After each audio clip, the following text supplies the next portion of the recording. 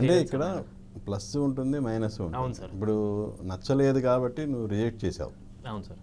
ఇప్పుడు అందులో upcoming directors ఉంటారు, కొంచెం పేరున్న డైరెక్టర్స్ కూడా చెప్పుండొచ్చు. సో రిజెక్ట్ చేసినప్పుడు అవును సార్. అరే ఒక సినిమా ఇటు కాగానే ఏంది మనం చెప్పింది ఏది నచ్చలేదు అంటున్నాడు అనే ఒక చిన్న ఇది కూడా వచ్చే అవకాశం ఉంది. అవకాశం లేదు సార్, ఉంది సార్, బయట ఉందా? ఉంది సార్, ఉంది సార్. నేను ట్రై చేస్తాను సార్. అది నేను ఒక రిజెక్ట్ చేసినట్టు చెప్పను సార్.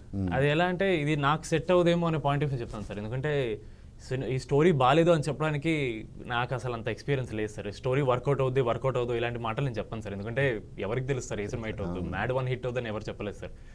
చాలా మంది వచ్చినప్పుడు వాళ్ళు అనుకునేవాళ్ళు కొత్త డైరెక్టర్ వర్కౌట్ అవుద్దా లేదా అని చాలా మంది డౌట్లు ఉంటాయి సార్. సో అలాగే నేను కథ విన్నప్పుడు కూడా అది it will be wrong on my part sir. అదొక హిపోక్రిట్ అయిపోతుంది సార్. సో ఒక కథ ఏమైనా ముందు మనకు నచ్చకుండా మనం ఏది అదే చేయలేం సార్. కదా, అది ఓకే. నాకు కనెక్ట్ అవ్వలేదు సార్ ఐడియా. అఫ్ కోర్స్ నాకు కనెక్ట్ అవ్వలేదంటే అది జనాలు కనెక్ట్ అవ్వదని కాదు సార్. బట్ నాకు ఇప్పుడు జనాలు వచ్చి చూడటమే సార్. నేను దాంట్లో పర్ఫామ్ చేయాలి సార్. సో మనకు కనెక్ట్ అవ్వకుండా పర్ఫార్మెన్స్ రాదేమో అని నాకు చిన్న ఫీలింగ్ ఉంది sir.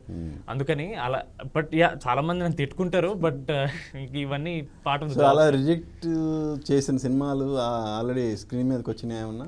No comments. Okay bye.